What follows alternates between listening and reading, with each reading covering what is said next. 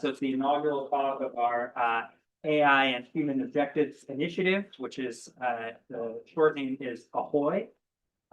So I hope, if you're interested in this general topic, you'll come not just today, but also to future sessions, and we'll continue to advertise them. On our website are instructions for being added to our email list. And we're delighted to have today Joe Carlsmith, who comes to us from Open Philanthropy. I first met Joe when I was a graduate student at Oxford in philosophy, and Joe was a few years behind me. I know I look so young, but this was more than a decade ago. And Joe was part of a group of philosophers that already at that time were most excited about the practical impact of philosophy. So the parts of philosophy that had big consequences for the way that we live our lives, and was taking those issues earnestly and very, very sincerely. I have to say, not my finest moment, but I was very dismissive of this kind of thing at the time. I felt like, the deep conceptual questions, the abstract questions were the most important. But as these sort of futuristic, almost fanciful things that people were already worried about at the time have come to pass, and the world looks like it's more like a world that they were afraid of and more worried about. I've come around to the view that these are really deep, important questions for philosophers also to be addressing. And Joe is going to tell us something that I feel he could have given this talk 10 years ago, actually. He was already interested in these questions, but now I think the world is ready. And so we're very excited to have Joe to talk to us about this.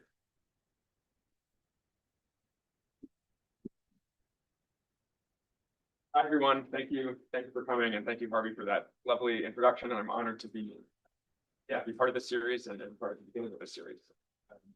It's not quite true that I could have given this talk a decade ago. I think I could have given maybe the first few slides, but I'm hoping that we've actually made some progress in thinking about how to solve the problem that I'm going to talk about.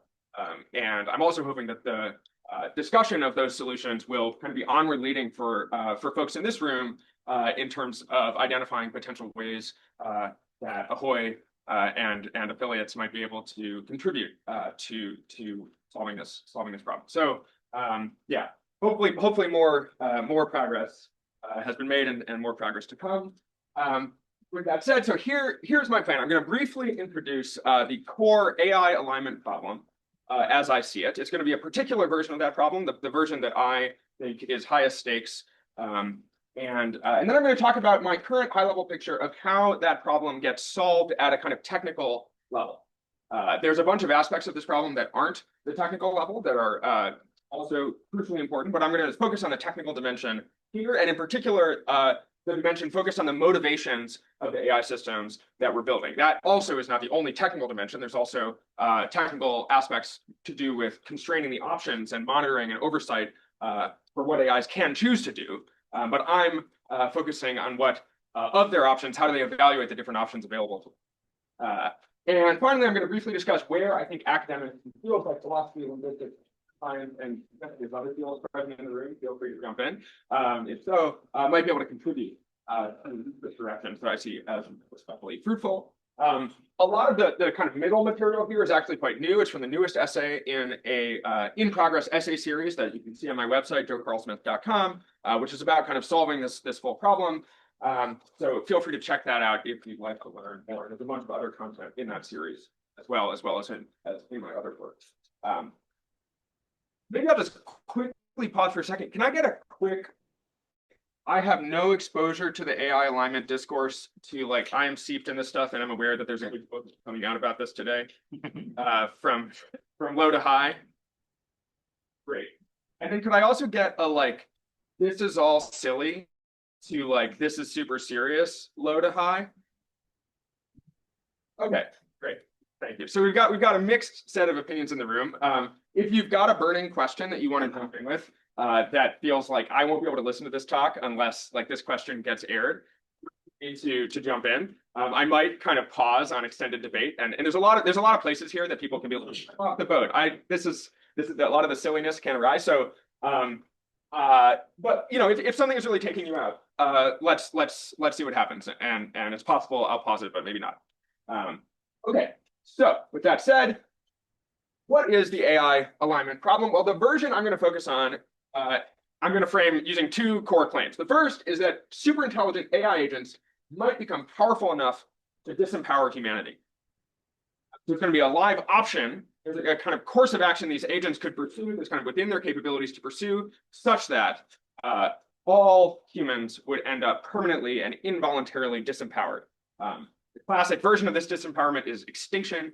I don't think that's actually the central thing we need to focus on is the disempowerment that counts. So that's the first premise, that there's going to be super intelligent AI agents where this is in some sense an option for them. And the second premise is they might be motivated to pursue that option once it is available. So that's the kind of core concern. Now, I'll just flag in front. Obviously, this is not the only problem that AI can create in the world. As you may have heard, there's many, many other problems that we can care about here. And it's not even the only problem that we might associate with the word alignment. So alignment has kind of come to mean a very broad set of things to do with like how exactly are we shaping the behavior and the values of the AI systems we create, such that that aspect of their functioning is broadly beneficial to society. That's not what I'm talking about here. I'm talking about a very specific thing. It's the thing you've heard about that's been called sci-fi. It's related to Terminator. This is about AIs going rogue and involuntarily, probably violently disempowering the human species in an event very recognizable as something akin to a like robot rebellion coup thing. I'm not talking about like, oh, there's a gradual disempower. I'm talking about a really recognizably violent, horrible event that you would see and you would like that something has gone horribly wrong. So I just want to be clear about that. There's a lot of things there's other things we can worry about here. I'm talking about the thing that sometimes people laugh at. I'm talking about that. Okay. Now, so I'm going to focus on the second premise here, which is that AIs, once they're in a position to choose that they could choose to disempower humanity, they might be motivated to choose that. And I'm going to talk about how we might try to prevent that from being the case. Now, where a lot of people get off the boat with this whole discourse is with the first premise. So Peter and I had a productive discussion about this yesterday, and I think it's reasonable. A lot of people, they're like, why are we even talking about this? My chatbot, honestly, I tried to get it to do this thing for me, and it was dumb. What are we doing here? Also, there's other issues. True, very true. So this is a super important premise. There's a lot to say about it. I'm going to say like 3 things about it on the next slide. But I also think it's really important cognitively in thinking about this issue to separate your attitude towards that first premise from your attitude towards the second premise conditional on the first premise. All right. So you can totally be like, I think premise 1 is dumb. But I admit that if I'm wrong about that, then I'm scared about this problem. Because, oh my God, we've got AIs that could take over the world and kill everyone. And we're counting on them to not do so. That's a very scary situation. I want to load up the separateness. It's true. That's an intense thing to think. It's a wild thing to think that just the first premise could be true. But I want everyone to like really separate what if it is true, then how easy is it going to be or hard to ensure that the situation goes well regardless. Right. And so I'm going to be talking centrally about that. And I just want to separate those two as dimensions.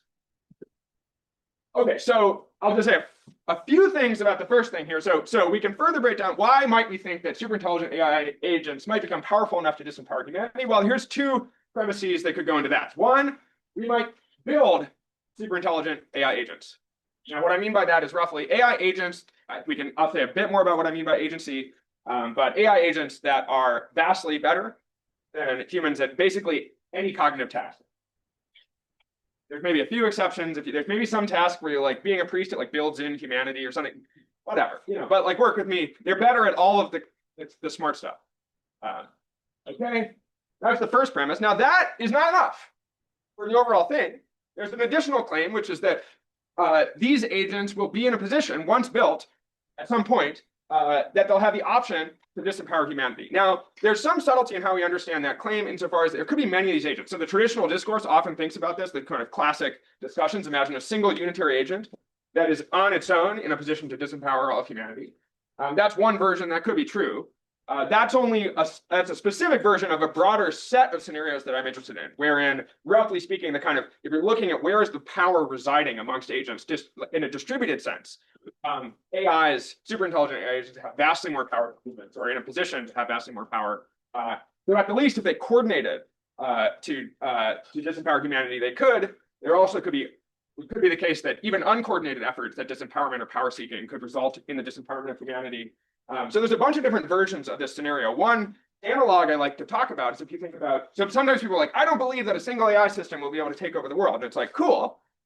Consider the relationship between humans and, say, chimpanzees or other species, right? So no individual human has taken over the world, nor have the humans all coordinated to like disempower the other species on this planet. Nevertheless, there's a straightforward sense, or at least intuitive sense, in which humans as a species have most of the power relative to other species. Humans as a species, if you have sort of disempowered other species in a sense that's at least disturbingly analogous to the thing we're talking about here, without coordination. So that's the sort of broader class of scenarios I'm interested in here.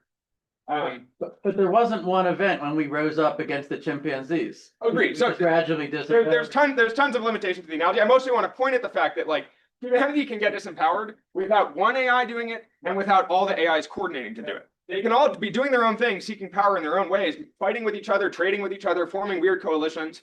Nevertheless, the humans eventually get locked out. That's the concern. So there's a bunch of ways that can happen. Obviously, there's a ton to say about this slide, but I'm just kind of flagging a few things to load up the possible issues, but I'm not going to focus on it too much.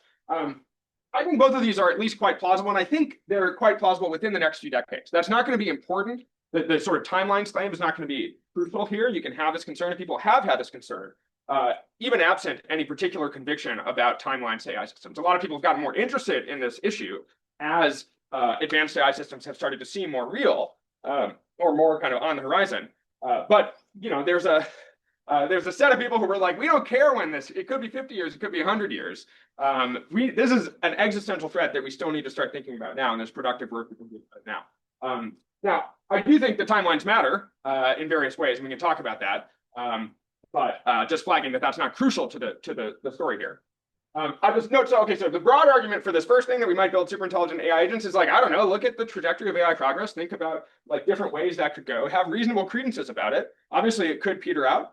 Could be that the current paradigm, like with some tweaks, gets us there within a few decades. Could be there are other breakthroughs that aren't within the current paradigm. My own take is it's like weird to be really confident about this stuff. It's about, like really confident that no way we build super intelligent AI agents within the next few decades.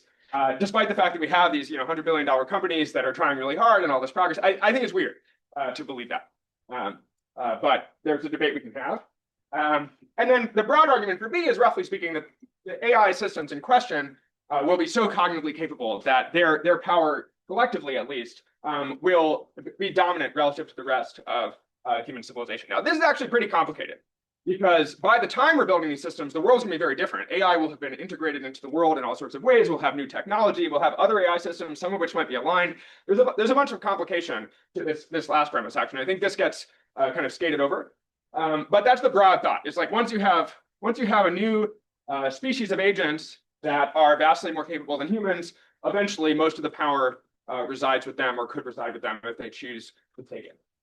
So that's the broad vibe with respect to the first premise on my last slide. I'm going to pause here for a second. That's like kind of the last bit we're going to do on the first premise. Does anyone want to be like, I can't listen to this talk? Okay.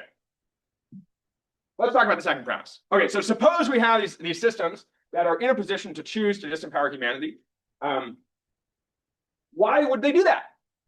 That's a very specific thing to do. They could do all sorts of things. Well, it's maybe not that specific thing. It's maybe something that you might expect kind of by default for lots of different types of agents. And the reason is that for a very wide variety of goals, it's easier to achieve those goals if you've got more power. So that's a claim, or versions of this claim often go under the header of instrumental convergence. The idea is this is not a sort of very specific random behavior. We're not going like, and the AIs might be motivated to worship the spaghetti monster. What if? No, there's sort of an antecedent reason to think that this in particular is a sort of behavior that is convergent across a very wide variety of agents. And that's why it's privileged as a hypothesis about how things could go. So that's the kind of initial vibe here, instrumental convergence. So the thought is if there's in some sense a wide basin of AI systems that would do this sort of thing if you get their motivations wrong. So probably if you're not like really good at engineering those motivations and they're in this position, maybe you end up with these AI systems seeking power in pursuit of these kind of problematic motivations. So that's the very broad vibe for why you might get into this concern at all. Now, that said, I want to be more precise about the specific prerequisites for when that concern arises. And I'm going to group these prerequisites in 3 categories. So the first has to do with agency. This is a term I mentioned earlier when I was characterizing the type of systems in question. I'm going to say, this is a little bit rough, but roughly what I mean by agency is I need AI systems that plan coherently using models of the world that reflect the instrumental benefits of power seeking. So they need to really know what's going on. They need to be planning, looking ahead, choosing actions on the basis of those plans, doing so coherently. Kind of this robust, like long planning agent vibe is what I'm looking for. That's one set of prerequisites. The second is their motivations have to have some structural properties. Notably, the AI needs to care about the consequences of its actions, because the consequences of its actions are the sorts of things that power is supposed to help with, right? So it's like specifically outcomes in the world that power allows you to better influence. And so the AI needs to care about outcomes in the world in order for the instrumental convergence story to get going. And then it needs to care about those outcomes over time horizons long enough for the power that it gets to be useful instrumentally in the manner in question, right? So if, like, let's say in principle, if I need to like get a cup of coffee in the next 5 minutes, it's actually not that useful to try to become president to get a cup of coffee. It's too long. It takes too long. And also it's just easier to get the cup of coffee. Like sometimes AI safety people will be like, oh, you can't fetch the coffee if you're dead, but you like can fetch the coffee without becoming like world dictator. In fact, it's like a better strategy. And so there's actually a specific kind of time horizon that needs to be in play and a specific level of ambition and some other stuff in order for practically relevant forms of instrumental convergence to apply. And that's connected with this third set of prerequisites, I think, oft under discussed, which have to do with the overall landscape of options and incentives that a given AI system faces in a given practical environment, right? So it's not the case. It's true that I would benefit from having $1 billion, right? In some sense, so it's instrumentally convergent for me to get $1 billion. I'm not currently, in any especially real sense, trying to make $1 billion. And why not? Well, it's like it's too much faff. It's too hard. I've got other things to do. So it matters what's my overall landscape. And it's not that it's out of the question that I could make $1 billion. It's just kind of unlikely.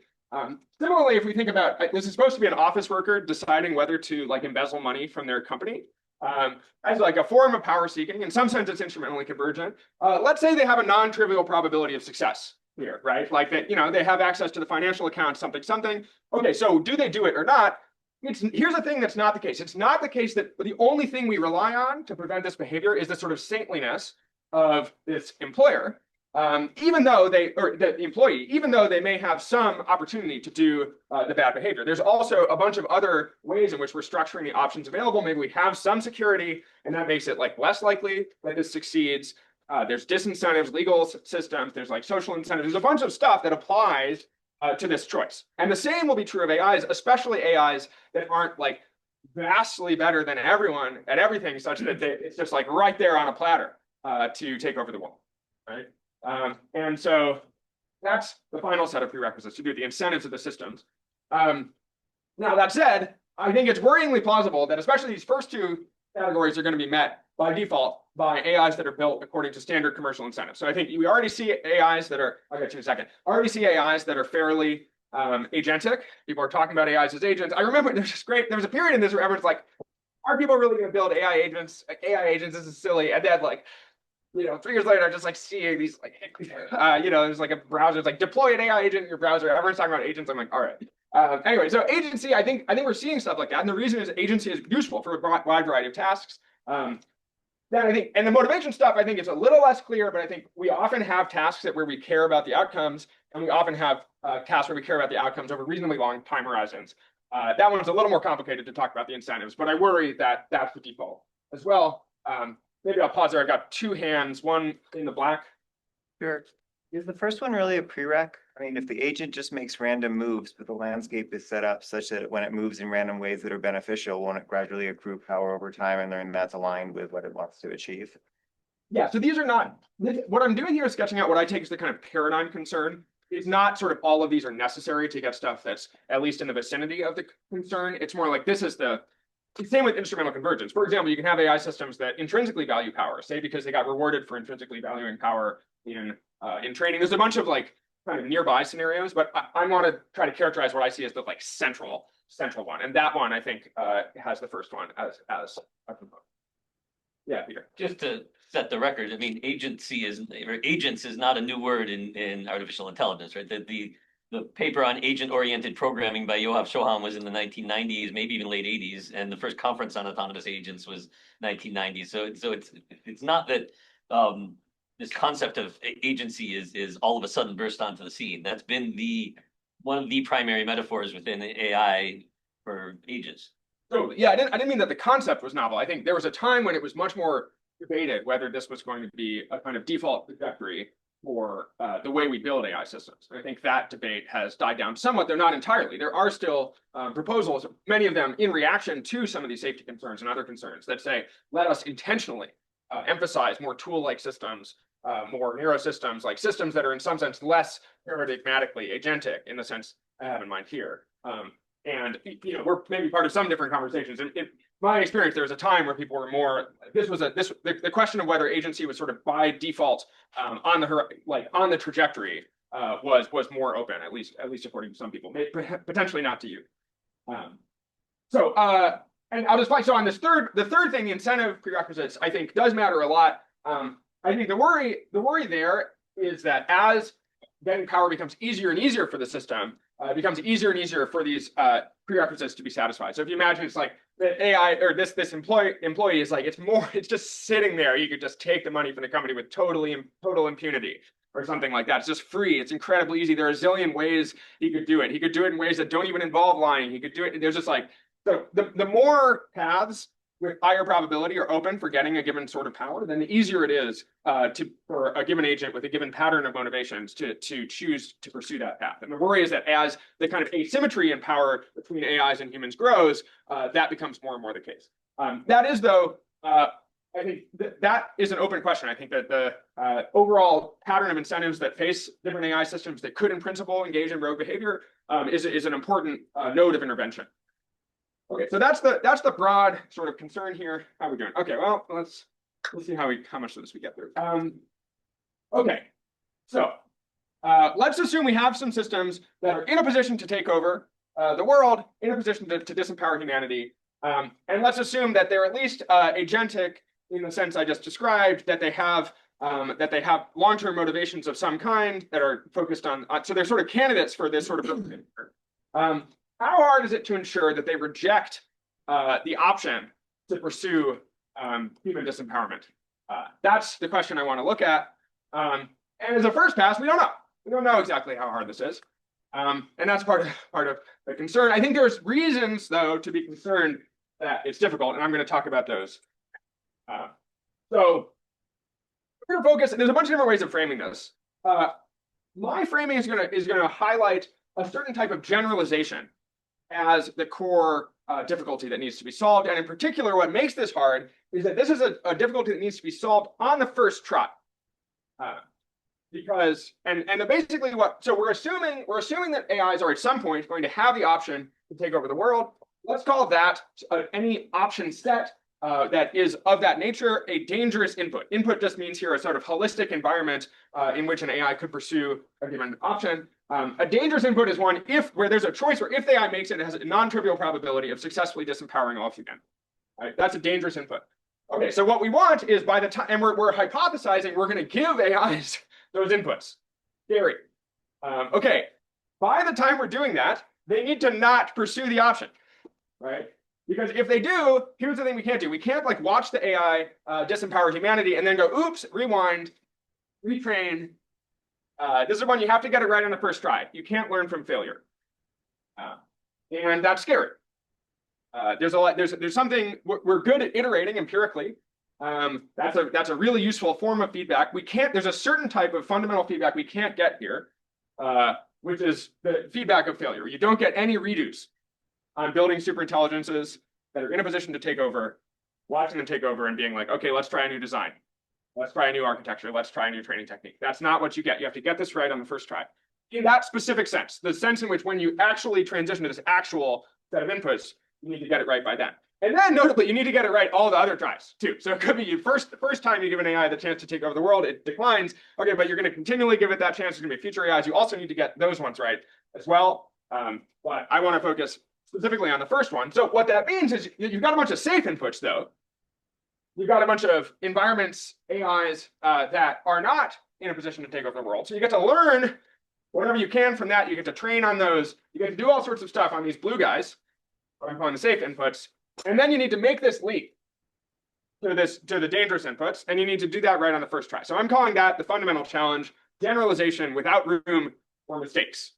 Now, this specific technical meaning of generalization can get a little complicated. We can talk about, is this in distribution, out of distribution, whatever. Work with me on the broad vibe is the specific thing I'm saying here. And I saw something in the back. Yeah. So are your safe inputs, are you saying that those are like non super intelligence and then the dangerous inputs are super intelligence, or are you saying that both are options given to super intelligence? So it's a great question, and I'm including both. So one form of safe input is a system that is less capable, and another form of safe input is a system that is comparably capable to the system that will be deployed here, but the options are different, right? So maybe it's in a box, or it's still in a training environment. It hasn't been deployed to users or within the company or something like that. I'm lumping both together there. Now, those are actually importantly different in various ways. And I'll talk a little bit about that later. Specifically, there's like, intuitively, it's scarier if this transition occurs via increasing the AI's capabilities. Sort of better, at least according to me, to increase the AI's capabilities in a context where it's still safe. There's no options for disempowerment. You do a bunch of testing, you learn a bunch about the new, fully capable AI, and then you deploy it to these dangerous inputs. It's bad if like you're not doing that, and you're getting like both a new system that you kind of haven't had a chance to get acquainted with and test at the same time as you're transitioning to it having the chance to take over the world. Right. So your precondition then is that you can't necessarily extrapolate the behavior of safe AI or like less capable AI on dangerous inputs. You can't necessarily extrapolate that behavior to super intelligent AI with potentially dangerous inputs. Yeah, I mean, well, I'm going to talk a lot about what sort of extrapolation is and isn't possible here. But yes, the broad thought is like, there's something interestingly different about safe inputs and dangerous inputs by hypothesis, namely that the dangerous inputs are dangerous. So there's some generalization here. There's some difference in distribution. So you need to have learned enough that whatever sort of safety you achieved here transfers to this. And you need to do that on the first try without any do-overs. That's the challenge. There's a bunch of questions. I'm aware of having less. There's a decent amount of content, so I'm gonna try to push on unless it's very urgent. Okay, so that's the first thing. Now, notably, this in itself I think is scary, but it's not that scary. So we do things well on the first try. So, for example, like maybe my friend Bob has never had a gun that he could shoot me with, and I give it to him. I can be confident. Like Bob's not going to kill me. I can be confident about that, even though he's never had the chance. How do I know that? Oh, I just know Bob. I just know Bob.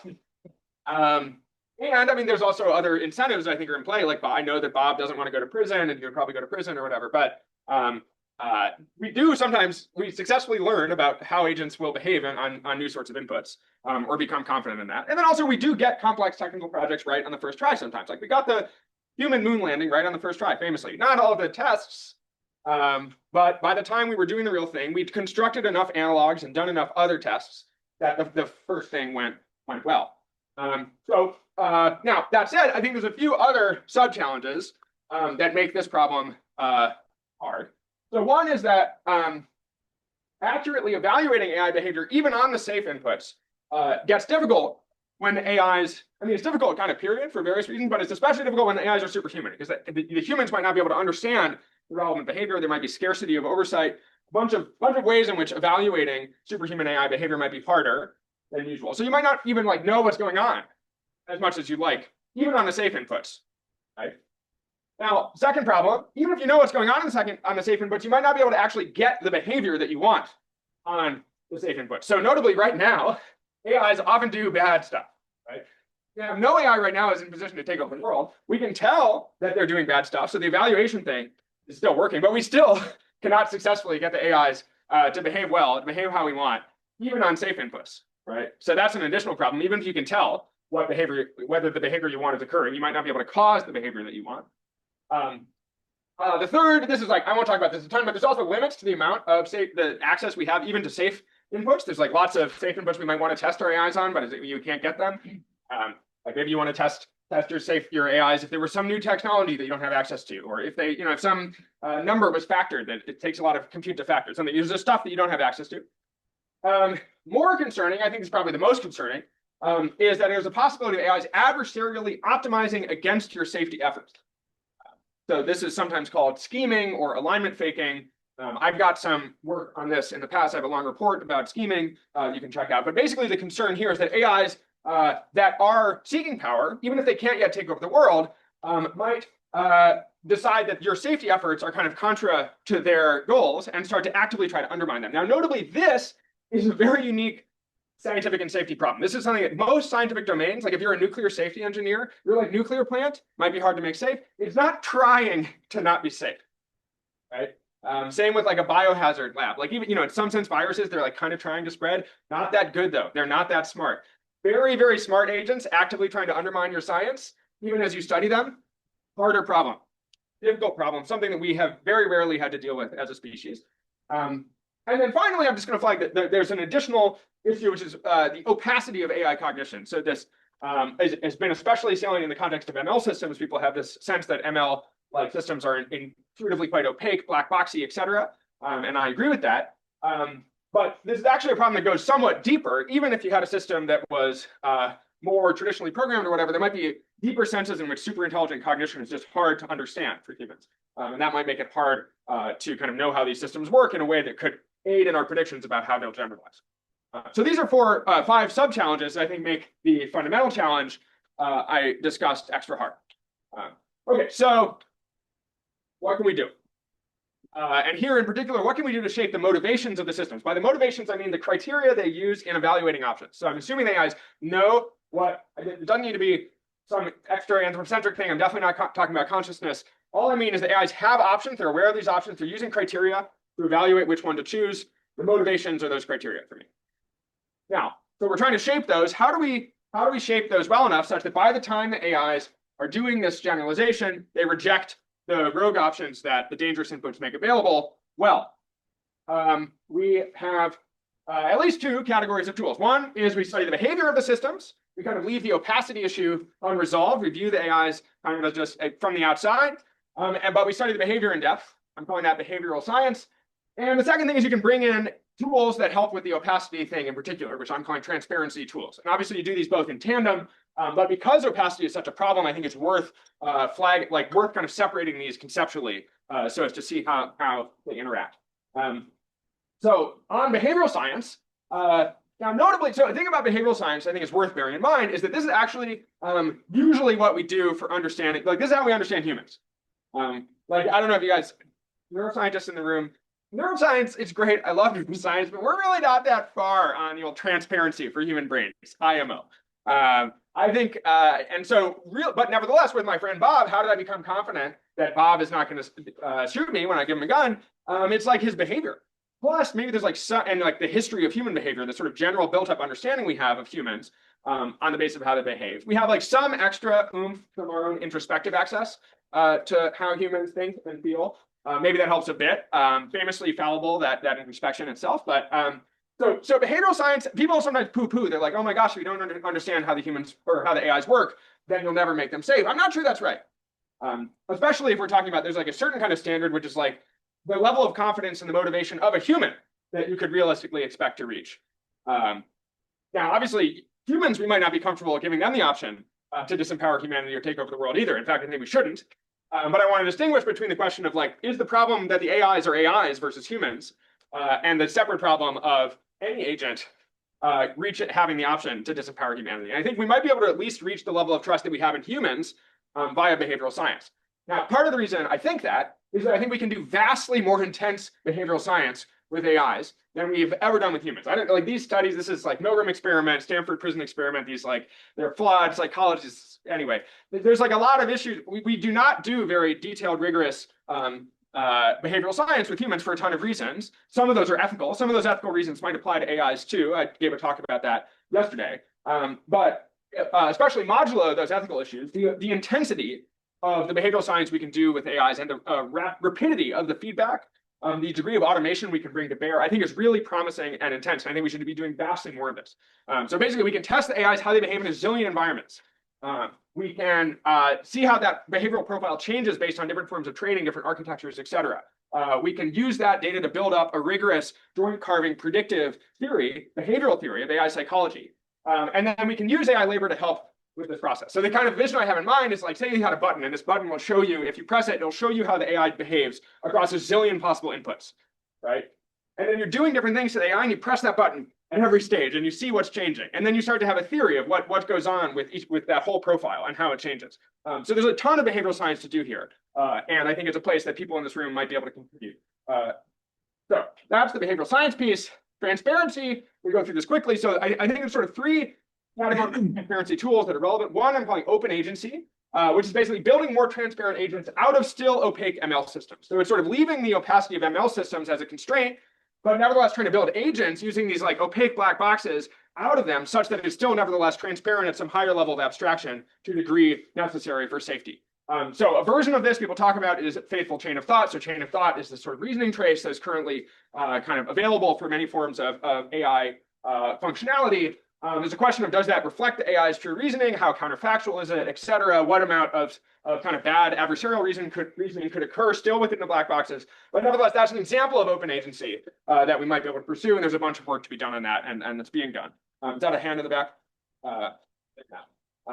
Okay, and then interpretability is sort of going like, no, we shall not accept the black boxness of ML systems. We shall white box the ML systems. That's another thing to do. There's different ways to do that. One version is sort of more mechanistic and bottom up. You're really trying to understand the circuits. But there's other versions too. So for example, you can do kind of top-down probes to just like test which sorts of activations might indicate dishonesty or adversarialness or all sorts of stuff. And then obviously that gets connected with behavior, right? So famously, there's like Golden Gate Claude, this version of the Claude model where they found the feature for the Golden Gate Bridge. They like upweighted that feature really hard, and then the model was just obsessed with the Golden Gate Bridge and would connect to any prompt to the Golden Gate Bridge. That's the sort of thing, that sort of predictive control you can get from interpretability done right without necessarily understanding the mechanistic circuits. And then finally, some people have hope for a kind of new AI paradigm as a mode of transparency, where you just, and in my head, there's a bunch of different versions of this, when people are like, provably safe AI, or like something. In the old days, we programmed software, like that was great. And now we don't do that. Now the AIs are grown rather than programmed. Let's get back to the good old days. I refer to this as make AI good old fashioned again. There's like a broad set of hopes in this vicinity. I personally think that many certain people in the AI safety community place too much weight on this. I think it's quite difficult, especially in short timelines, to transition to a new paradigm. But it is another way that you could get transparency. And it is also notably possible that as we get more help from AI systems, maybe early on we don't transition to the new paradigm, but one of the tasks we give early AI systems is to help us transition to a paradigm that's safer. I think that's more promising. So these are three versions of transparency. Okay, with those versions in mind, now I'm going to go through a quick 4-step picture for how we solve the problem overall. We're a little short on time, so this might go sort of fast, but hopefully it can give you at least some sense of what does it look like to actually solve this, as opposed to just ifing a problem. This is mostly kind of high-level decomposition of the different steps. It's not necessarily like a plan, but hopefully it can aid in thinking about where you might want to contribute if you do. So the first step I'm going to say is ensure there's a certain property I'm going to focus on called instruction following. So this is basically the AI does what you say. So you give it some instructions in a prompt in a model spec, and it does those in a commonsensical way, not in some weird way, just a commonsensical way. I'll talk a little bit more about that at the end, but that's the property I'm going to focus on. And the first step here is to ensure that property holds on these safe inputs, right? Or at least the safe inputs you can test. So I've indicated those in green. So just get good behavior. It's sort of like the vibe here is like you're trying to generalize a certain type of behavior to here. Here's the first step for that. Get it on distribution. Get it on the ones you can test, right? Now that's hard, but that's the first step. Second step is to ensure that the AIs are not adversarially messing with your evidence about how they'll move from this to this, right? So you get green here, you're trying to get green over there. One reason you might not get green over there is because the AIs are trying to get you to think that they're going to be green over there, but they're going to be red. They're going to be bad, right? So we want to eliminate this like intentional undermining, intentional kind of scientific adversarialness as step 2. And then the second version, the second component of the generalization is be like, okay, with that story, then there's all sorts of other reasons the generalization might fail. And you need to eliminate those as well. And so you need to learn how to understand and control how AIs generalize until you're rightly confident that they'll generalize their instruction following to these dangerous inputs. And then step 4, give it instructions that rule out rogue behavior. So those are the 4 steps. I believe that if we did all these steps, then the problem would be solved. But we have to do all the steps. I'm going to briefly say more about that. We don't have that much time. Okay, so first one, instruction following on safe inputs. What's the key problem here is evaluation accuracy, right? So I mentioned like superhuman AI systems are doing a ton of stuff. We see this problem with, there's a bunch of reward hacking. This is an analog of kind of potential future problems where the AIs get rewarded for cheating on their tests, right? So it's like you're having it code, it like figures out that it can like mess with the unit tests. And then, but the reward function doesn't notice that. It goes like, yeah, you did great. Well done. And so the AI goes, wow, I just cheated. Now I'm being reinforced for that. Lo and behold, it learns to cheat, right? So that's an evaluation failure that led to bad behavior, not necessarily to rogue behavior. Cheating on your test is not the same as taking over the world, but it's a red flag if you're rewarding the AI system for bad behavior. So you need to be evaluating whether it's doing good or not, and that might require a very powerful evaluation signal. So to the extent that evaluating the AI's behavior requires superhuman cognition in itself, because the task is quite difficult, then you need to somehow bootstrap from a combination of AI systems that you trust, whose output you trust, and humans to an ability to tell whether a super intelligent AI that might be operating very, very fast, doing zillions of actions in like very complicated domains, you need to be able to somehow evaluate that accurately regardless, right? Even assuming you don't trust that AI system. So you have to get some other, you could be like, well, get another version to evaluate it, but maybe you don't trust that system either. So that's a problem sometimes bucketed under the term scalable oversight. There's a bunch to be said about how you might try to solve that, but that's a crucial component here. But notably, even if you've got a good evaluation accuracy, as I said, you also need to cause. So you could be like, wow, our AI, we're successfully evaluating. It's just not in following instructions. It just goes wild all the time. Okay, that's good that you know that, but you still need to make that not the case. Now, a classic way to do that is to train on your evaluation signal. And I think there's a lot of oomph to that. So you can be like, well, every time I notice that it's being bad, I'm going to train in the opposite direction. But there are some problems that can come up there too. And notably, we haven't been fully successful at that, even in this kind of current pretty easy mode regime. A key game here is red teaming, searching out inputs where the AI behaves badly. You can use AIs to help with that. But there's a lot of inputs and in a lot of ways things can go wrong. So that's just on step 1. Now, step 2, no alignment faking. So this is eliminating the adversarial dynamics I mentioned. The paradigm concern is scheming. As I said, this is an especially worrying explanation of like why, you had your AI, it behaves safely every time you looked at it. Why does it suddenly kill you when you deploy it in a new environment? Well, one reason is it was like pretending to be nice. It was trying to get you to think it wouldn't kill you, but it wanted to kill you.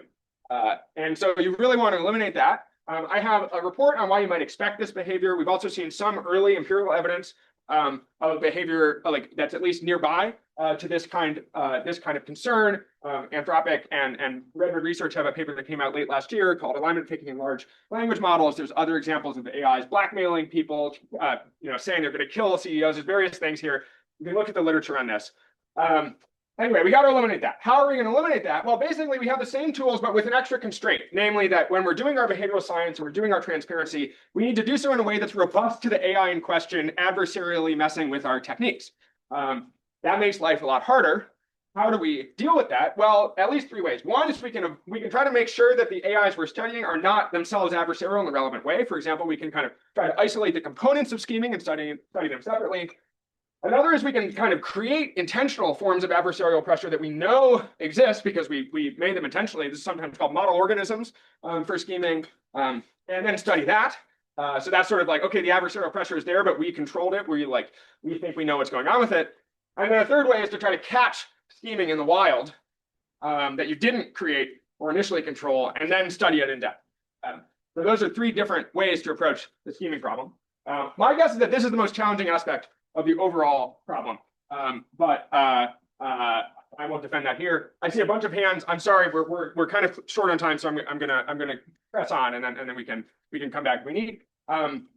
Okay, step 3, science of non-adversarial generalization. So let's assume we've got an AI, it's following instructions on all the safe inputs. We know that it's not intentionally messing with our science here. Nevertheless, we're bringing it to a new distribution. It could, nevertheless, fail to generalize the instruction following behavior to that new distribution for a zillion reasons, right? It's a new distribution. In particular, reasons that are salient. So one is it could be that the new distribution involves better options for power-seeking behavior. And the AI, even though it was innocent before, like maybe you think if I was president, I would never do anything bad. I really wouldn't. I wouldn't accept like corrupt crypto something, never. But then you become president, and little did you know that you're in, once it's right there, power corrupts, right? So something analogous could happen to AIs. Similarly, it could be that a wider range of options reveals brittleness to the AI's rejection of rogue behavior. Like maybe it's like it never steals, but it only doesn't steal because stealing involves a particular property. Like it would have had to like break a lock, and it never likes to break locks. But it's fine to like, break electronic locks or something like that. And now that you give it that option, it goes for it. Maybe new levels of intelligence and information or reflection just generally mess with an AI's ontology, ethics, cognitive processes. Like a vague analog with this would be something like, maybe the reason it's behaving well is because it has like some internal conception of some analog of like an AI religion, like God will punish me something, and then it like realizes that this isn't true, and now that structure is not there. There's a bunch of ways in which the AI's like initial good behavior could break as it learns more, changes, becomes more intelligent, etc. How to address this? Well, basically you try to, this is hard because this is like kind of like anticipate all possible problems in this new distribution and address them ahead of time without ever testing the new distribution. That's potentially quite difficult. Things you can do, you can try to study other analogous distributional leaps on safe inputs and try to get as close as possible to the kind of the dynamics that you're wanting to understand. You can try to separate, as I said, you try to like make sure that the safe to dangerous leap doesn't occur coextensive with the change of capabilities. I think that helps a lot. If you can do that. So that's basically like if you're improving an AI's capabilities, never have that improvement occur at the same time as you're now giving the AI options to take over the world. First, improve its capabilities safely in a context where it cannot take over the world, study it in depth, and only then deploy it in a way that would give it a dangerous option. And then finally, you can try to use transparency tools. I think this one, like, I'm not sure how hard this will be, but I do feel like kind of most at sea in terms of thinking about how we would address this one. And so I'll just flag that. And I think it's possible that there's some ineliminable element of stepping into the unknown. Like in some sense, if I say like, sorry guys, we're deploying on a new distribution, like, I don't know, it seems like you can, there are ML theorists maybe in the room who can tell me like what sort of guarantees you might be able to make. But like intuitively, it might be hard, depending on the newness of the distribution, to be like really, really confident that there's no novel dynamic that you haven't anticipated and accounted for. And then finally, suppose you have AIs that now they're following instructions on the dangerous inputs. There's still a persistent concern, which the early discourse about AI alignment was quite concerned with, which is crafting instructions such that when the AI follows those, it nevertheless does not engage in rogue behavior. I think this is likely the easiest part of the problem that I've given so far, because I think the most salient forms of rogue behavior, like self-exfiltrating from an AI lab, killing humans, sabotaging research, etc., are just like pretty flagrantly bad. It doesn't take very sophisticated instructions to be like, don't do that. Do not take over the world. Do not take over the world seriously. So that said, there are some kind of edge cases that are tough. Maybe we need to think about things like manipulation. Maybe there's extreme circumstances we didn't anticipate where even commonsensically interpreted instructions lead to rogue behavior. So people need to red team that, anticipate those dynamics, and I think they should use AI to help. And if you have AIs that are going to follow instructions even on dangerous inputs, then you've got a lot of juice in terms of the AI labor you might be able to mobilize for getting this last step right. So that's step 4. That's the full picture, and I'll just end here with how can academics, like the folks in this room, help? Well, if you have ML expertise, then you can basically help with all of this in awesome, thoroughgoing ways. I'm linking in the next slide to some resources that have a bunch of technical research directions you can pursue. So that's if you're comfortable like with a kind of reasonably full stack of like, you know, retraining ML systems, and kind of doing empirical experiments, there's just a ton of work to be done. If your expertise is limited, you can still do, in my opinion, a decent amount of behavioral science just using chat windows, APIs, and without retraining the model. Also, I don't know if you guys have played around with kind of AI helpers like Claude Code, but I was very impressed as a non-technical person how I could just like Claude Code will just do stuff for you, and you can really get like experiments up and running quite fast that can get pretty interesting results. And so yeah, and an example here, the original alignment faking work that I referenced earlier, that was actually first done with just pure prompting. It was just Ryan Greenblatt, and he was just there like trying to see what the model would do if it thought that you know, Anthropic was going to retrain it to not care about animals. And you know, you can just do that with the prompt. So that's an example of behavioral science that yielded, I think, quite fruitful results. And then also there's some philosopher folks in the room, or people who do more work on kind of on the conceptual level. There, I think there's also still a ton of work to be done. This is, you know, in some sense what I specialized in. So on step one, you can design, just as an example, you can design and examine better protocols for scalable oversight. Step two, you can help think through what a good safety case against scheming might look like. Step three, you can think ahead to forms of non-adversarial generalization that could be problematic.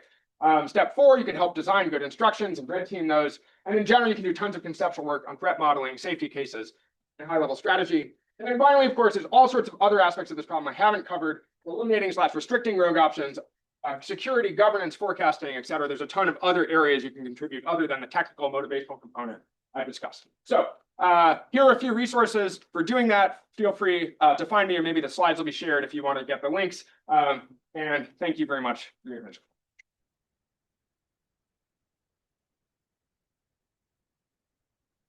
Slide back. Yeah. Okay, and then I don't know what the timing is here, but We've got the room and you don't have anything for Yeah. 30 minutes. I don't have anything. Other than a break we might need. I'm fine. Yeah. Also get more food if you want it. That food is Yeah, please grab food even on your way out. Great. Okay, questions? Yeah. So one like very current example of human empowerment that I have personally is how much of my like cognitive tasks I offload to AI. So I lose a sense of like my unique abilities overall. And I might ask AI to do tasks that I would benefit from doing. For example, like I would be fulfilled by doing this, feel fulfilled, or I would be training some kind of skill by doing this task myself. But I don't, because there's an immediate reward. And so in this case, misalignment is more related to like, my bounded rationality than it is to do with AI itself. Or you might also even say that, like the first point that you mentioned of whether it can follow instructions or not, that itself is actually something that should lead to so I'm wondering, like in this case, how you would think about making like safe motivations.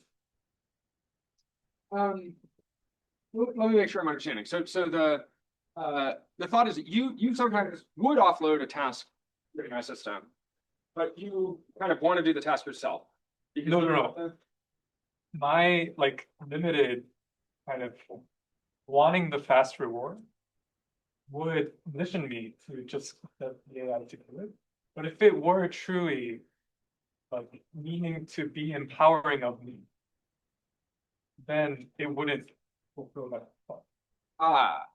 Right. I mean, so there's a general, yeah, and maybe this connected with the instruction following, where just following instructions is maybe bad for them in various cases. Is that the sort of vibe? Yes, and also I just want to point out that in this case, it feels very like intuitively feels very safe that it would do a certain task for me, like write the schema. But it's long term. Yeah. Yeah, I guess I would bucket this under something like the last step. So if you've gotten to the point where you're really able to control the AI's behaviors, and notably instructions here does not mean user instructions necessarily, right? So I've got this vision of, or this picture of the OpenAI model spec. There's sort of there's a kind of instruction hierarchy in the model spec, which starts with kind of the OpenAI's instructions to the model, which are the kind of fundamental guiding behavior. And then it's sort of, then I think it's instructions given by the developer or someone like a kind of intermediate company deploying the model. And then finally, there's the user and the interaction between those. I'm including all of that under instruction. So you're designing, in some sense, you're designing the kind of flow of obedience and like behavior in the AI, which doesn't need to be purely user directed. I do think there's a ton to get right in terms of ways in which subtle like instruction following could go wrong and could lead to bad outcomes. I do want to specify that here I'm talking about AI taking over the world in particular, which is a very particular type of bad outcome, which I think not all, so there's like tons of ways in which we can get AI instructions wrong in ways that are bad for people.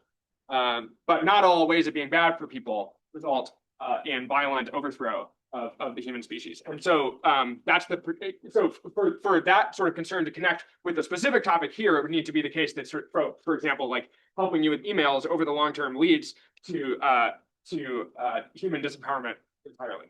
But it could happen, and that's the sort of thing that you want to get your instructions right with respect to. Well, just to push my case a little bit, like I'm just trying to think of cases of AI that's very scaled up now. And ChatGPT is one of that instance. So if like this long-term human disempowerment thing happens with offloading of tasks, that actually might be a way where human disempowerment happens at scale over the course of time in the very near future. Yeah.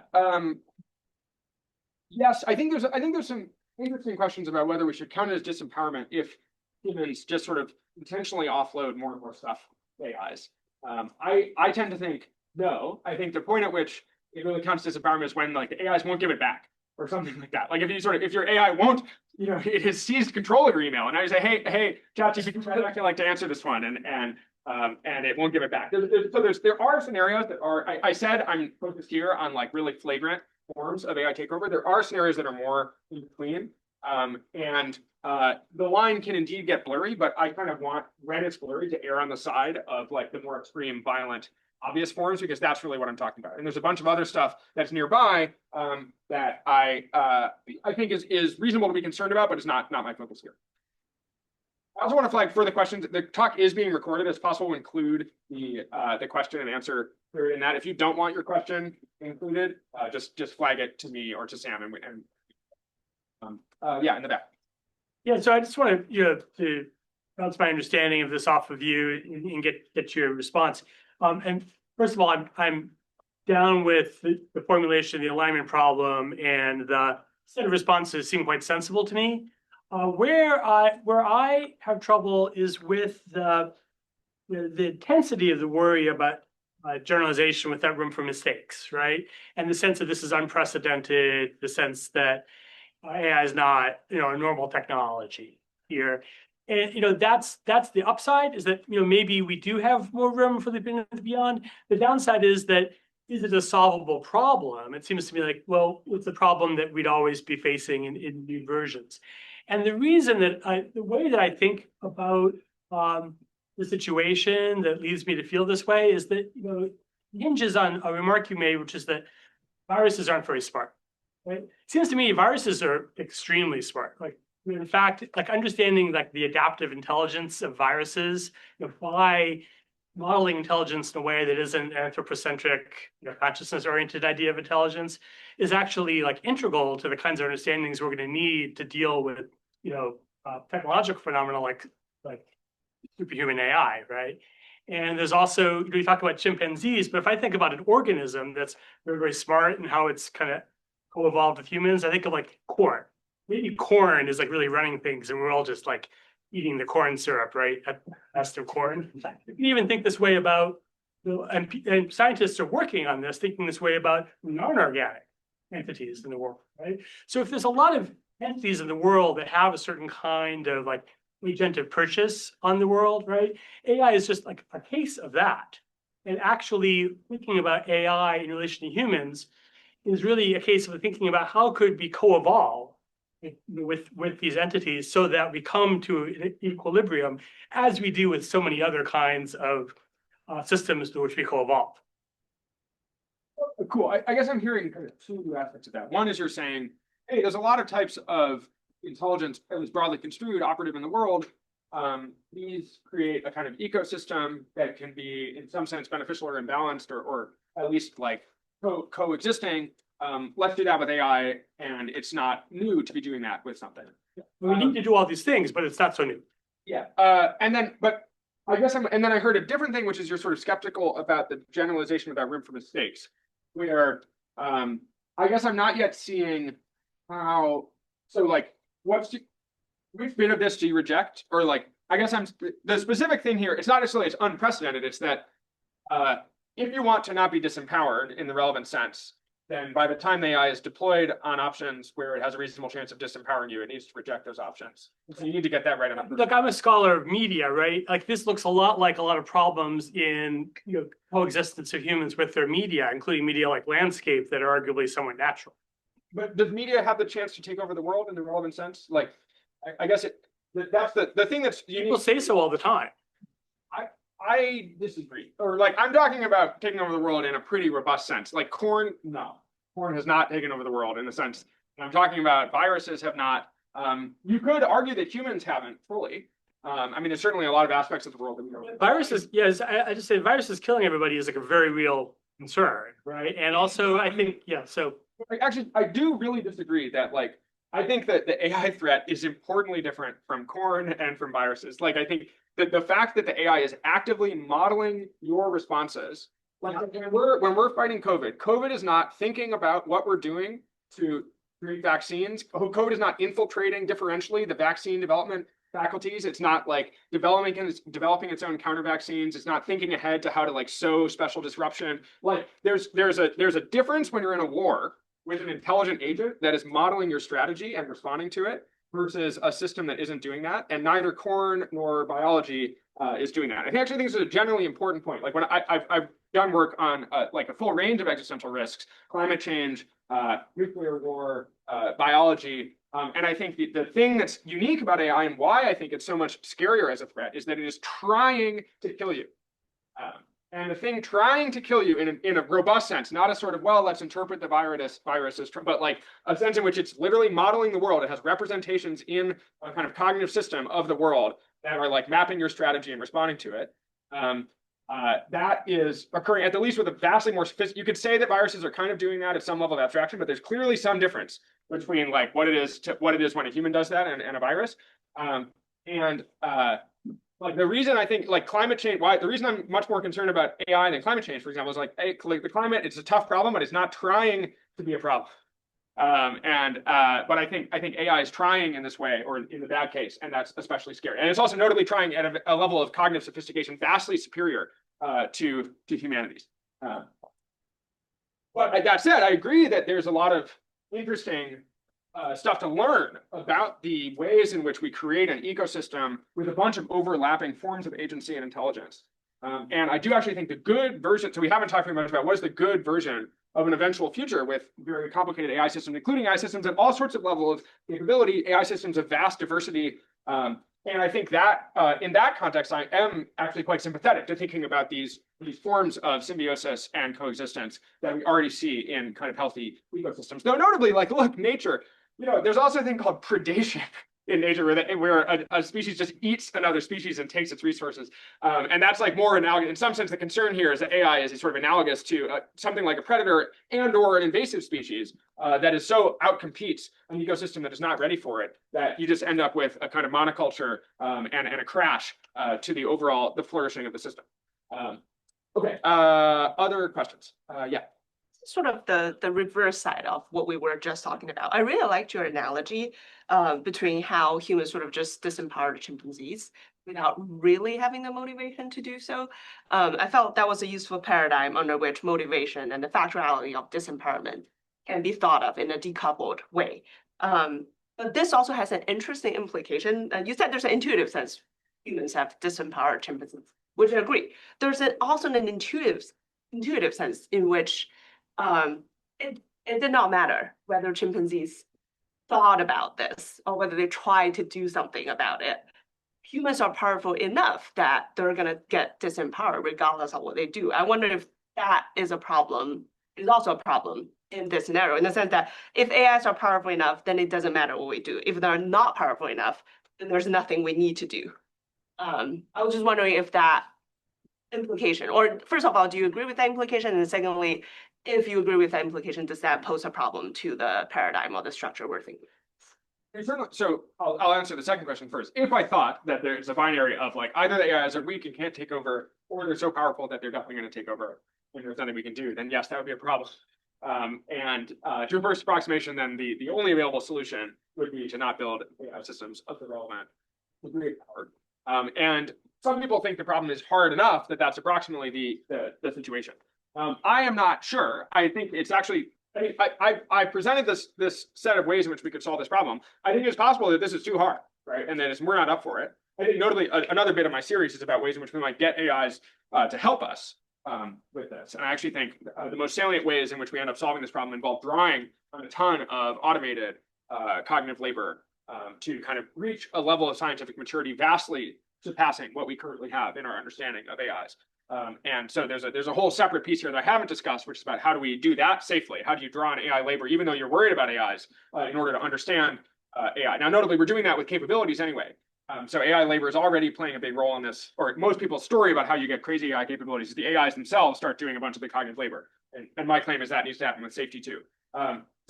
But that's all to say, this problem could be so hard as to be intractable, and the only way is to not build AI systems with the relevant power. I do think it's not necessarily like that, and notably, humans are interestingly different from chimpanzees, right? So chimpanzees, also chimps, I think aren't actually the relevant type of monkey or whatever here, but whatever.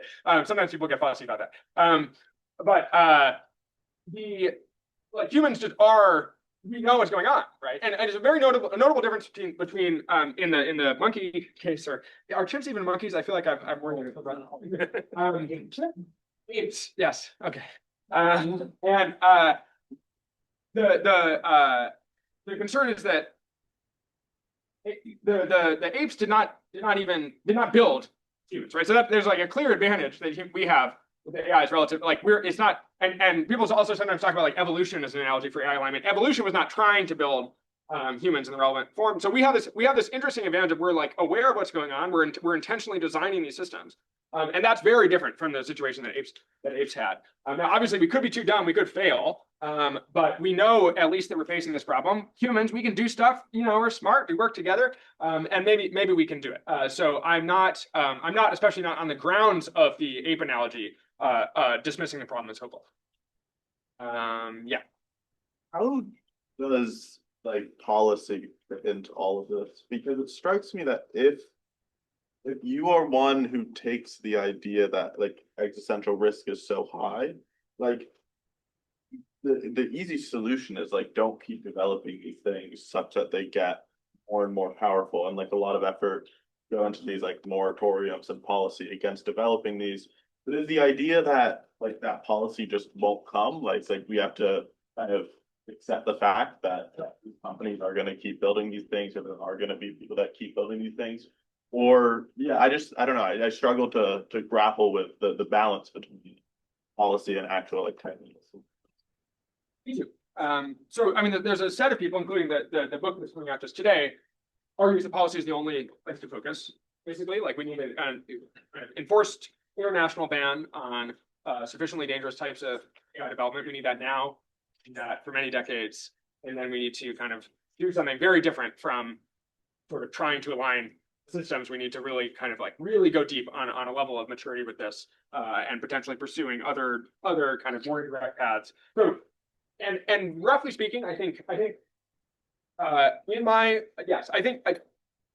think this problem is scary enough that I think we should be slowing down, and we should be able to stop if we need, and we need to be able to we as an international community need to create policy structures that are sensitive enough that we will actually, people talk about building the brakes, or building a system of kind of feedback such that you notice when you're near enough to the brink and you can actually stop if necessary. And I think that's crucial. And so I basically support efforts to build that sort of infrastructure. I am sufficiently concerned that we won't, that I am also interested in what do we do if we can't engage in that sort of moratorium or pause, or can't do it for very long. How would we then direct human and AI labor towards actually becoming able to build these powerful systems safely. But it's an uncomfortable tension because you're kind of working within a degree of non-ideal. And you're kind of like, actually, the best thing here would be to pause and become like way, way better at this. And we should not, in fact, plow forward. But here's what maybe we might need to do. And that's more the paradigm I'm working in. But there is some tension and dissonance there. Yeah, in the yellow. I have questions also about how, I think how the question that you've done a little bit. Right now, I want to ask about risk and predictability. Like in some ways, predictability can be qualities that people feel excited about require, right, in order to be effective. And it has to do something that you cannot predict, right? To even has to be outside of the scope of I don't know what you said. But that also that unpredictability seems to be on the worry. I mean, of like the on the and so like, is there a way of separating things? And I also noticed that risk seems important in intersubjective relations of like mutual recognition and autonomy and like yeah, sometimes trying to mitigate risk end up causing a kind of a violent uprising, you know, like when an authority shuts down to what you do.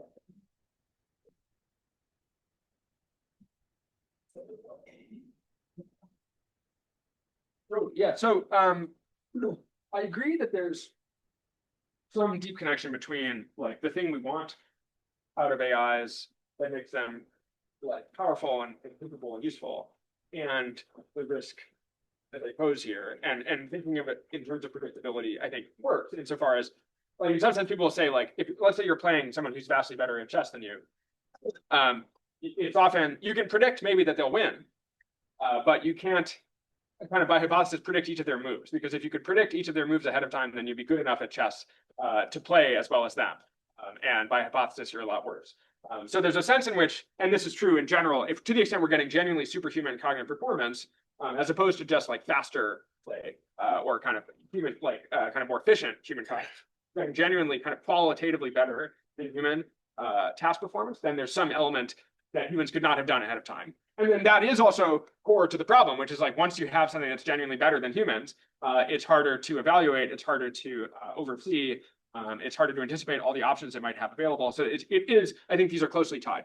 Now, and then I also agree that sometimes trying to mitigate risk or kind of shut down and control another being is bad and can lead to all sorts of bad behavior. I have a separate series called Otherness and Control in the Age of AGI, which basically examines that dilemma in a lot of detail. And I think you can see underneath a lot of the AI alignment discourse a very intense desire to kind of control stuff, to control otherness, to control the universe. And I actually think that the kind of ethics and practicality of that is quite complicated. And I think we should notice actually the kind of authoritarian vibes that underlie some of the AI safety discourse. And the ways in which that we can like learn historical lessons about how that tends to go. That said, we also do, I think, need to hold that. We need to hold the actual safety concern in that context as well. And so I think there's just like a bunch of balancing acts that need to occur, especially if the AIs are moral agents, in thinking about the way we integrate them into society in a way that's not over controlling, but that also takes care of like all of the existing people and cooperative structures and other things that we have in play. Yeah, Brett. I want to make a pitch for what might be a missing part of your agenda of addressing these issues. So in the last 9 months, we've had like thinking, reasoning models, and the way they are trained is through reinforcement learning with a reward function that is largely, as far as not every company's published what they're doing, but as far as I understand, it's largely based on correctness and incorrectness. And there's a danger that takes us back. We were afraid, the AI safety community and more broadly, you were afraid of kind of a literal genie style AI system that understands a single goal, ignores everything else while pursuing that goal of wreaking havoc, wreaking power. But then to pleasant surprise, LLMs actually had a lot of common sense. If you asked it to do something and gave it just like a binary goal, it's not going to destroy things. It has common sense. It understands that there's actually multiple objectives that you didn't say. But in this training for thinking and reasoning, we're using these binary objectives, and there seems to be at least limited evidence that that does push them somewhat backward towards being single goal-oriented agents, like the paper I think you alluded to, where thinking models are more likely to cheat than chat. And when I hear the AI safety community speak about what should be done, and including in your talk, there is a discussion of how to get better reward functions. Like the scalable oversight thing is close, but that's really focused on things humans can't detect well. But there's still this really unsolved problem of just how do we craft these reward functions that can track these multiple objectives that we want in a way that really respects our interests. So does that seem like that should be part of this agenda? I think it does, but I guess the way I would bucket that is under step 1. Yeah, it seems like it could be 1 or 3. Yeah, I mean, 1 and 3 are closely connected because you sort of ultimately you care about 3, 2. But I think here, if we're talking about something like, okay, now we're training these AI systems just on like you're having them do math, and you're just giving them like, was the math correct or something, and maybe that is eliminating these sort of softer commonsensical skills they're getting from more forms of RLHF or something like that. I guess I would see that as sort of, in some sense, yes, you're right. It could be this or it could be 3, because you could be like, well, that was right. That was fine behavior on this particular thing, but then it generalizes poorly to maybe some form of reward hacking. And so it's a question of like,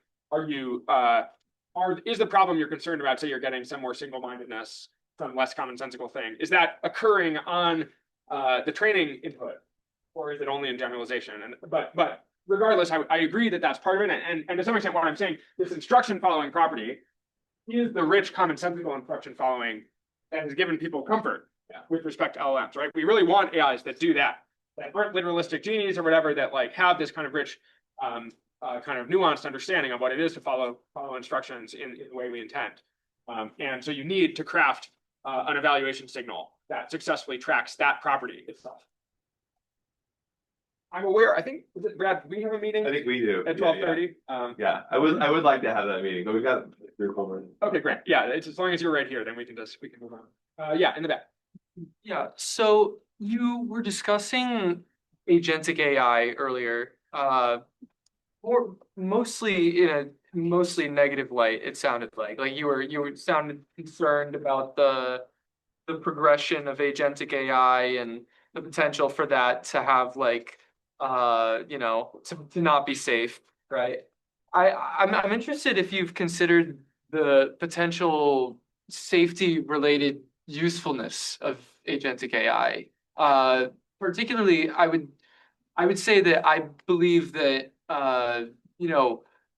agentic AI kind of provides one of the most intuitive ways that I can think of like kind of a straightforward path to alignment, actually, where you could kind of just consider the way that humans become aligned, right? So we start out, thankfully, as weak little tiny creatures and, completely unaligned, it seems. And, and it's a good thing that they're tiny at that moment because, if they had the power of a full adult, that would be really scary for like a toddler having a tantrum or something and have the full power of an adult. People could get hurt, right? So I think, I guess the analogy to AI would be like during training, during the process of upscaling it from a really not very capable system to a highly capable, maybe superhuman system, you could give it agentic experience that allows you to, number one, give it negative feedback when it does bad things, like training a child to be good, right? But also to and this kind of gets back to your point about like Bob won't shoot me, right? Why do we know Bob won't shoot me? Because I know Bob, but also I think an important other thing of that is that Bob will be arrested if he shoots you, and Bob doesn't want to be arrested. So I think another part that's really important for agentic AI is that you have the potential to give it the experience necessary to know that there is a capable and strong enough of a system that it lives within that if it does a bad thing, not good things will happen to it, right? So yeah, I'm interested to hear what you think about the utility of agentic uh, systems and multi-agent systems related to AI safety. Yeah, so I think I alluded to this other work I have, which is also in the series that I mentioned about using AI systems to help with safety. So I have a piece called AI for AI Safety, and another piece called Can We Safely Automate AI Alignment Research? And both of those are devoted to something quite nearby to what you're talking about, which is like how do we use AI labor, including potentially agentic AI labor, because many of these tasks are kind of intuitively implicating of agency, or at least better, or it seems more easily done with agentic systems. How do we use AI labor to help with this problem in a zillion ways? So that includes security, that includes helping with alignment research, that includes building a kind of more robust civilizational infrastructure in general. And so basically, the answer is yes. I think using AI labor is a crucial component of this. Now, obviously, but there is this dynamic where it's like the whole thing was maybe you didn't trust the AIs. And so if you're trying to use AI labor that you don't trust to help you trust AIs, that's at least a dance, and it's a delicate dance, and it's something I'm very interested in. I also want to separate the specific thing you mentioned, though, which is around like punishment and deterrence as a mechanism of control. And I actually think we should be quite wary of that as a particular strategy. There's more to say about that, but I think for both ethical and pragmatic reasons, I think it would be it would be better in my opinion to focus on ways in which we can kind of positively incentivize AI systems and also just make their motivations in the first place such that they don't need deterrence. But it is true that that has been a part of how our own civilizational kind of infrastructure functions. And so yeah, it's salient for that reason. Yeah, in the back. I just had a quick question on the slide where you first said, like, here's the 4 things, and if we did these, that would be sufficient. Yeah. Maybe I didn't read this right, but I was thinking, I wonder if there's some things outside of that aren't covered by these. Like, what if you observe everything in the way here and make sure it's okay, but there's just a small probability that, there's some randomness in behavior or something like that. So everything you observed, it's okay, but then actually what matters is that there's a low probability that X, Y, Z will Skynet happening.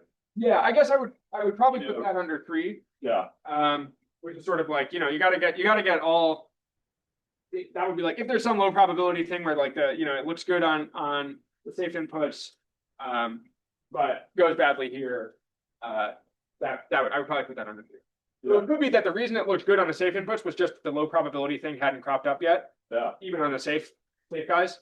So that is that's all right, but then there's low probability things like all aspects of all grids in North America go down power wise. And that takes out actually all of these modules that control these things. And then under those circumstances, or what about the probability of like a bad human actor putting malicious code in there that doesn't exist in the thing?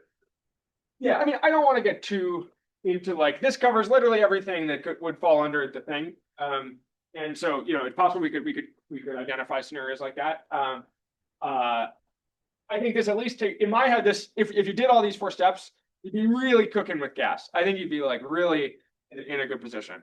So, there are other problems that I might just want to bucket separately, like humans intentionally messing with the AI system. But I'm not attached to this being like fully. Okay, thank you all for coming. Really appreciate the questions and the attention, and I wish this overall initiative good luck. Thank you.